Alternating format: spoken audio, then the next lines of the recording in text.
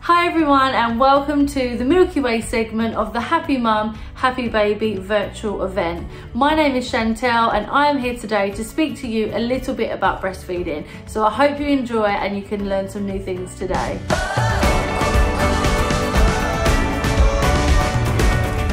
Before we get started, I wanted to tell you a little bit about myself. So if you don't have a pad and pen to hand, then now's the time to quickly run and grab one. So hopefully you can jot some notes down as we go.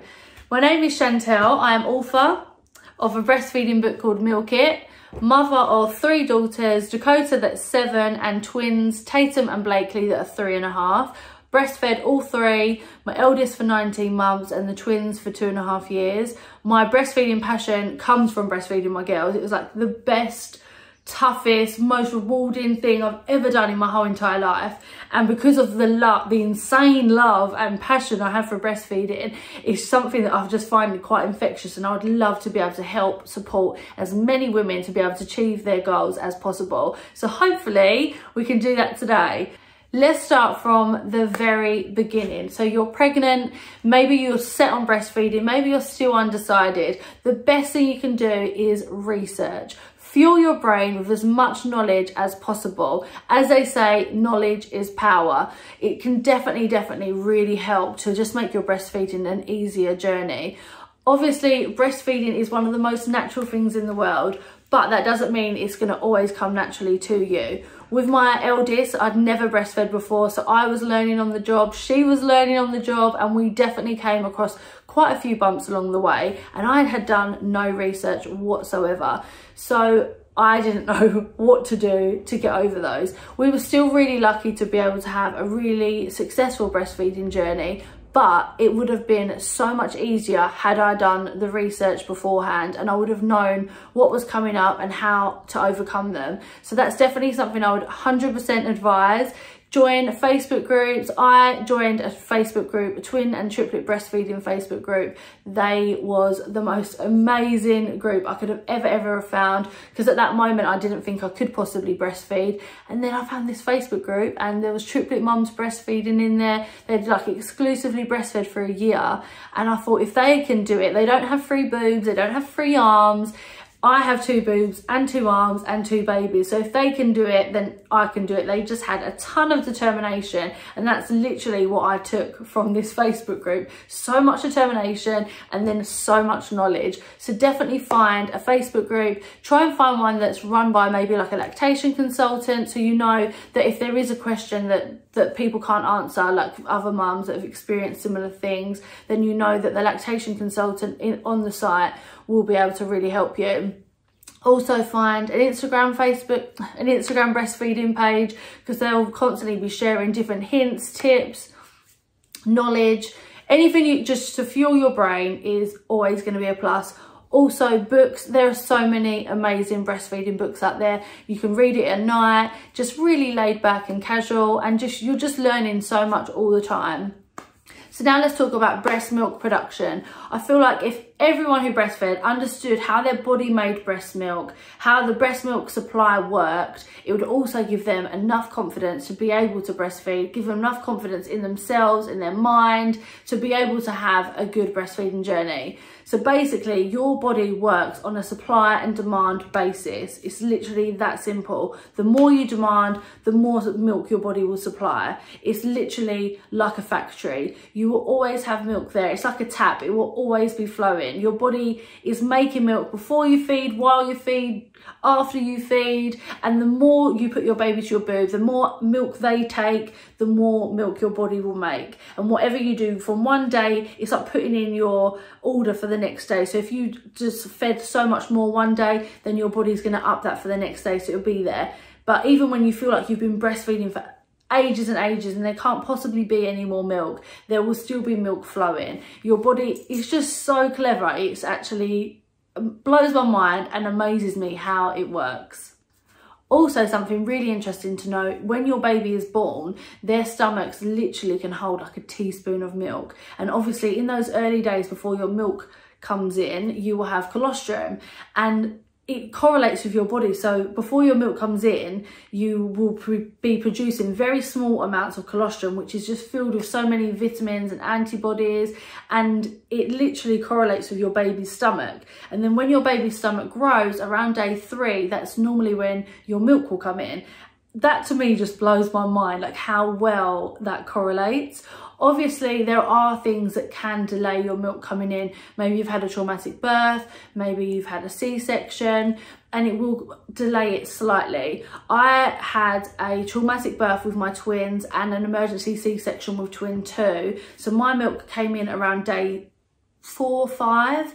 We were still able to successfully breastfeed. They both was born with low blood sugars. They was born 5 weeks early. So we did have to do formula top-ups. If you are planning on having a C-section, or maybe you're having twins or multiples, there is something called colostrum harvesting, which I would ask everyone to look into, because it's something you can start from 36 weeks or the week before your C-section is booked. Please make sure you speak to your midwife about this. This would have prevented me having to do formula top-ups with the twins, because I would have already had my colostrum harvested and ready to go in 1 ml syringes, and I would have topped up with my colostrum. That is something really important to speak to your midwife about, so please speak to them before you do anything else. Cluster feeding. There is a massive misconception that if your baby is on your boob all the time, just wants to eat all the time, that you mustn't have enough breast milk. I cannot stress to you enough how more often than not, this is not the case. There are ways to look out for if this is the case, which I'll tell you about later, but cluster feeding is so normal. Cluster feeding is when your baby feeds and feeds and feeds, and then maybe you feel like there's just no possible way that they can want more milk, and then they do want more milk. Sometimes it can be very relentless, but it is so normal. I can remember the cluster feeding days, especially with the twins. We was going through a massive growth spurt, and that's kind of when the cluster feeding normally happens, and it lasts around 3 to 5 days, sometimes up to a week. Also, if they're going to have a developmental leap. But I can remember this one particular time in a hospital with the twins, and was going through a big cluster feeding stage, and I remember laying there on my own thinking, oh, this is so tough, like how are we gonna make this through, because it is relentless. But I told myself that although today is a really bad day, tomorrow could be my best day. And that is one of the sayings that stayed in my head all the time. Don't give up on a bad day, because tomorrow could be your best. So that is, if you are having a bad day, please remember that, because that definitely saw me through my hardest days. So cluster feeding is very, very normal. It happens around developmental leaps and growth spurts. And those first 6 weeks, it's very, very common, because that is when you're establishing your milk supply. So it is so crucial that any feeding cues, you put your baby to boob. And if you are in doubt, whack them on, literally anything. If I don't know what's wrong, I'll just whack them on the boob. Boob solves everything. They also feed for more than one reason. It's not just because they're hungry. They could be hungry, thirsty, maybe they want some comfort from you, maybe they're feeling a bit scared, maybe they miss you. Babies breastfeed for so many more reasons than just feeding. So if you are going through one of those stages where you feel like this is really relentless, then check out when their growth spurts are, developmental leaps, and it normally will be around those times, but it doesn't last forever. 3 to 5 days, sometimes up to a week, but I promise you it ends, and then you finally like, oh, we made it through.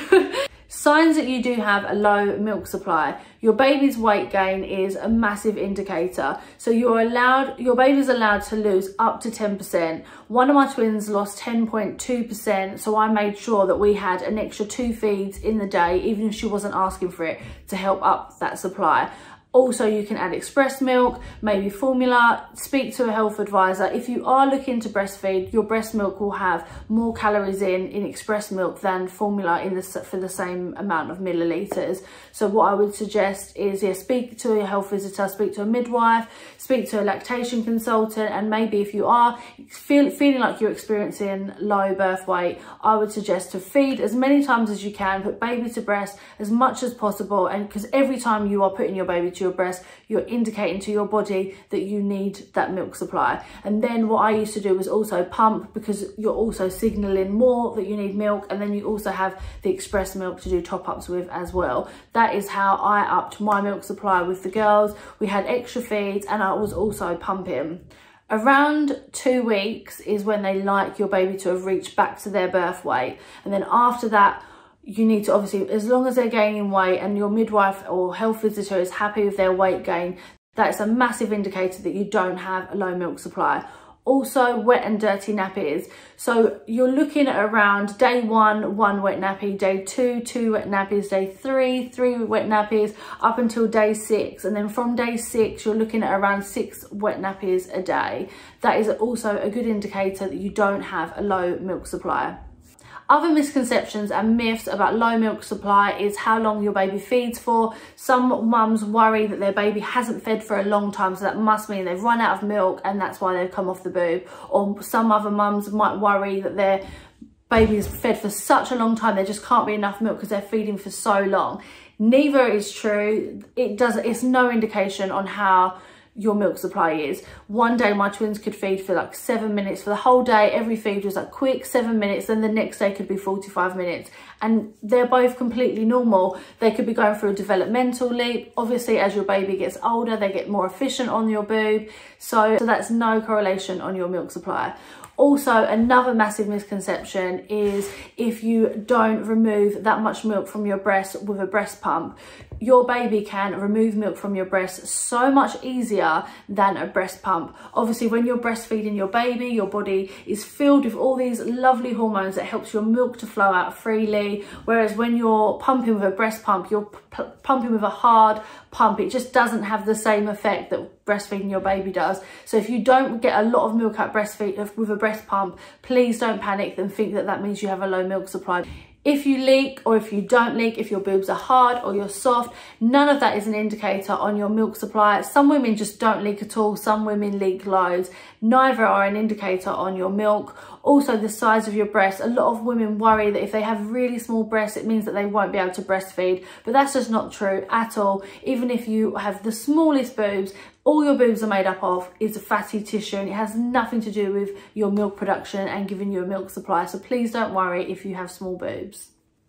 Hurdles that you may come across. First one being painful nipples. This is something that a lot of women come to me about, especially in the early days. And it's something that I myself experienced in my first breastfeeding journey. But what I know now is that her latch was definitely not deep enough, because after she would get off of my boob, my nipple would be like a different shape. It would be like a bit pointy, a little bit like a lipstick shape. This is a massive indicator your baby is not latched deep enough. She would also make like a bit of a clicking sound, which is also another indicator. It could just be slightly moving their head slightly further back just to change the positioning slightly. Also, even just like squashing your boob to get in your boob deeper. You shouldn't be able to see your areolae, because remember, it is called breastfeeding and not nipple feeding. So the breast needs to be stimulated, not the nipple. Also, make sure your baby's lips are flanged out, a bit like a fish. There are loads of good videos and YouTube videos online to be able to see how a deep latch actually is supposed to look, and there's also like diagrams and things like that on the internet that you can see just how far your nipple needs to go down the back of their throat. It's actually quite mental how far our nipples can go. Another thing is tongue tie. I was told that Dakota had a very slight tongue tie, so this may have been the reason why she couldn't have got a deep enough latch, but you can contact a tongue tie specialist and they can check it out for you. Also, blocked milk ducts or mastitis is something that you may come across. The first time I ever had it was when I was breastfeeding my eldest, and I had no idea what it was because I'd had no research at all. And I woke up one morning, I had a really high temperature, I had the shivers, I had red patches over my boob, and I was throwing up. I was so ill with it. And now I know it was mastitis, which is basically like a blocked milk duct that's then got infected. So maybe you've missed a feed, maybe your baby slept slightly longer through the night, and then it's caused your milk to back up, get infected, and then it can make you really ill. If you do get to this stage where you have a temperature, please make sure you go to your doctors. I ended up in hospital with the girls. Thankfully it hadn't turned and I was able to go home, but it can be really, really dangerous, so definitely look out for those signs. Something that really helped me was getting in a nice warm bath. I'd put a flannel under a warm hot water and I'd massage it on my boob where the blocked milk duct was, and that really, really helped. Also, make sure you feed from that boob. Don't skip that out. It will have no harm whatsoever to your baby. It might taste slightly saltier for them, but that's the only difference it will have for them. But it's really important that you still feed from it. And if you can, position your baby so the chin is facing towards where the blocked milk duct is, just to help get that moving. Some fun information about breast milk, things that absolutely blow my mind, and it's something that I didn't learn until my second breastfeeding journey. So hopefully it'll be something that you're learning as well, and your mind will be blown as much as mine. Breast milk actually changes. Every single feed, your feed can change. Even halfway through a breastfeed, your milk can change. In the summer, your milk will have more water in and more fluid so that it keeps your baby hydrated. If you got a cold, then your milk will actually produce antibodies to be able to protect your baby from getting the virus that you have. It's so, so clever. They've even used it in like studies for coronavirus because it can build up antibodies to help protect your baby. It's actually so clever. It's impossible to replicate. You cannot physically replicate breast milk because it is alive. The first 6 weeks of breastfeeding is definitely the toughest, and you may have hurdles that you need to overcome, but with the right amount of research and information, then you should hopefully be able to successfully overcome them. If you are really, really struggling and still want to breastfeed, please don't think that this is the end. The best thing I could possibly advise you to do is find your local lactation consultant. At the moment in this time, lactation consultants are also doing video calls online, and I think they are worth their weight in gold. You can honestly speak to them and they should hopefully be able to help you with whatever problem you have and help you to be able to overcome them. I definitely cannot stress to you enough how important a lactation consultant, if you are really struggling and feeling like you're going to end your journey but you're not ready, they could really, really save your breastfeeding journey. So please find a lactation consultant, whether it's a video call or local to you, and they can just help to not end your breastfeeding journey before you're ready to. Unfortunately, a lot of women finish breastfeeding before they're ready to, but maybe they've come across problems and they don't know how to overcome them, or they feel like this really is the end and there's nothing they can do about it. And I just really feel like it has a massive impact on mum's mental health. So many women have come to me in the past and they absolutely gutted that their breastfeeding journey ended. And it makes me so sad because hopefully a lactation consultant would have been able to help them. So that's why I feel like it's so important to just spread that message that there is help there available to you.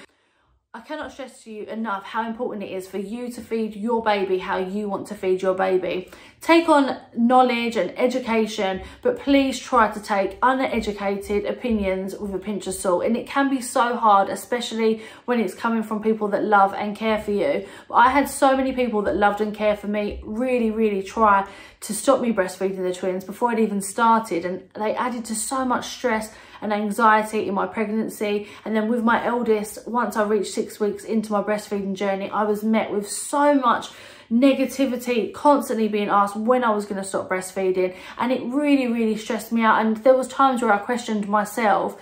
Thankfully, I feel like 7 years on from that, society has definitely changed, and I feel like breastfeeding, especially extended breastfeeding, has definitely come on and is more accepted. And it just should be that way anyway. Like I've said before, it is so important for you to feed your baby how you want to feed your baby, whether that's breastfeeding, formula, combi feeding, expressing. You're their mum, you're with them 24/7, 24 hours a day, and no one else is going to be there to help you in the middle of the night except for yourself. So that is why it's important for you to go with your gut and you to feed your baby how you want to feed your baby, and try to not take on any negative opinions from other people, even if it comes from a good place. Maybe you're thinking already about when you do go back to work, like how long can you breastfeed for? But let me reassure you that once your baby has reached 6 months, if you're going to go back to work and your baby's eating solid foods, having enough water intake, there really isn't much for you to worry about, because you can feed your baby their normal food through the day, and then when you come home from work, your baby will probably just want to feed for longer feeds or more feeds. It's called reverse cycling, where they feed more through at night rather than in the daytime. At work, if you want to pump, if you're feeling uncomfortable, then you can, but you don't have to. Your body will naturally adjust to your new timetable. Very clever.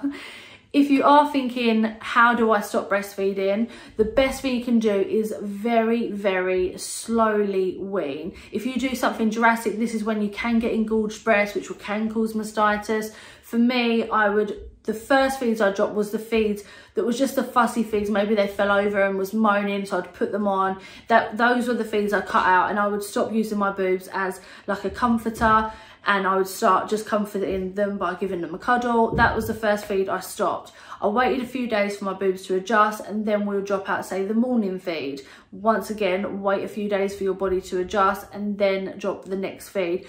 Definitely do it as slow as possible. It's a natural progression, like more of a natural progression. Not only will it be better for you and your body, but also for your baby. It's a lot kinder than going cold turkey.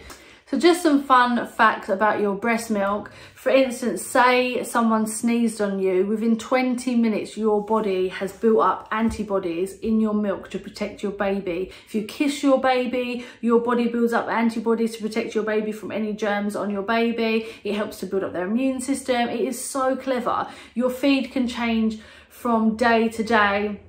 Your milk can change from day to day. Your breast milk changes through a feed. Your breast milk changes as your baby grows older. It changes from summer to winter months. It's just so clever. Like, it is impossible to replicate breast milk because it is alive, it's changing, and it's just so clever. Your baby can actually smell you out from your breast milk. It just blows my mind. It's so clever. It just makes me excited whenever I hear about breast milk and how it works. It's just really interesting, and I hope that you think so too.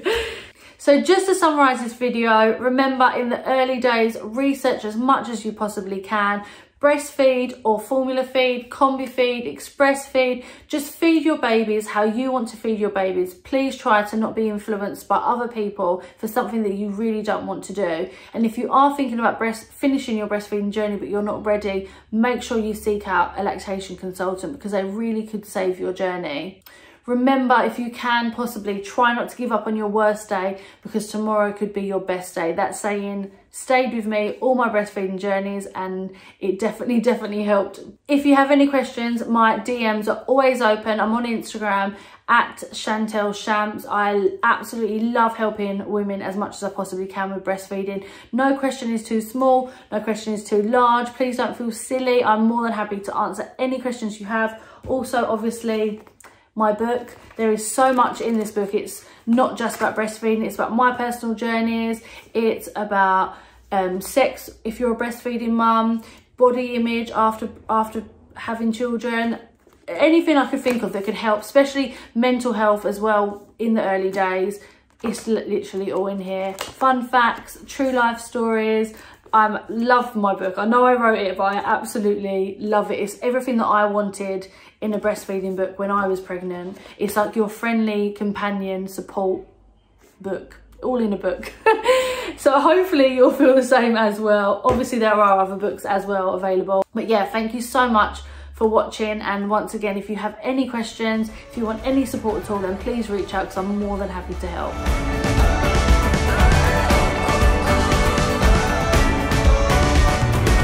Huge thanks to Disney Plus for helping us bring you the Happy Mum, Happy Baby virtual meetup. And if you like this, then there are so many more videos for you to watch and enjoy. Just head to happymumhappybaby.com to find out more. Enjoy!